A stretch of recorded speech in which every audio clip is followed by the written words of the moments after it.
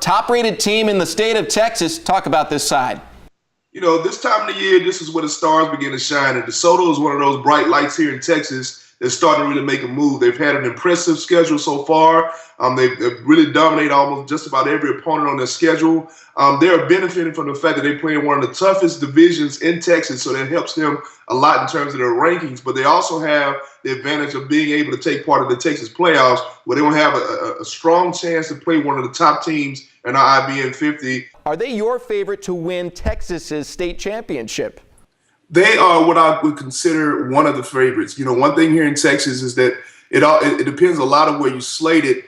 But I really feel like they are the top team here in Texas. They have one of the most explosive offenses in the state, but also their defense has just been playing phenomenal over the last few weeks. And when I look at a team that separated themselves is not only having that explosive offense, but their defense is really coming along strong, because that's what's going to carry you when it gets cold and it's playoff time and it's trying to make the championship run. That defense is going to carry you at least there to state to give you a chance to win it all. I tell you, Capel showed a lot tonight. They got up on the Allen Eagles. They played well. They dominated the first half.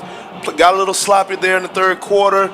They showed a lot of character, grabbing the momentum back in the game, coming back, tying the game up, going to overtime, and they finished the job in overtime. When you look at great games, you look at the styles of each team, and I think the way the Capel played compared to with DeSoto, their high-powered offense, going to make a great game. I think it's a scary game for DeSoto, because one of the strengths of Capel is their great defensive front.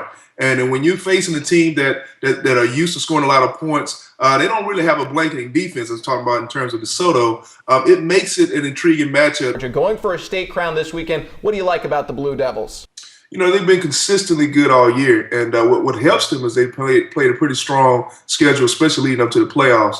And I think teams that's going to really contend for the national championship, you got to have the availability of playing strong teams in the playoffs. And Norcross have really beaten every top opponent so far in the state of Georgia to make an impressive move towards national championship.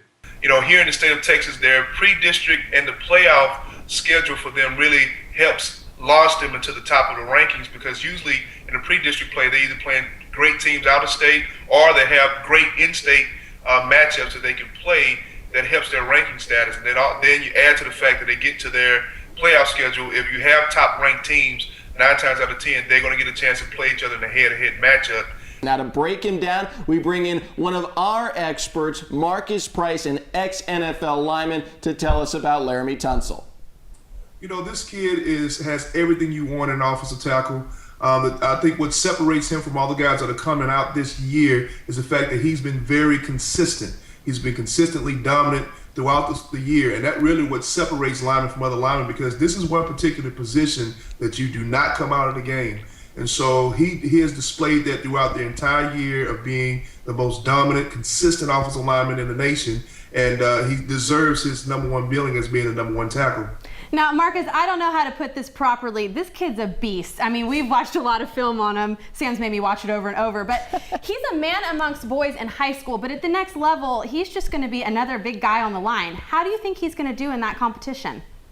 You know, there's always question marks at the offensive line, because you're asking these big guys to do unconventional things, which means that you're going to have to go to college and really train to improve your skill set, improve your hand placement, improve your leverage. Why? Because you're going against better athletes. And that's really what's going to take all the talent and gifts that you naturally have and make you that elite status offensive tackle on the college level. I think he has all the ability in the world to do it, but it will take a lot of work. One of the questions that you never can answer is what the guy has inside. So hopefully from watching the tape, watching the film, getting as much information as you can from out the field, those coaches can really get him into the program, keep him motivated, and keep pushing him to be that offensive tackle that everybody sees that he has the ability to be.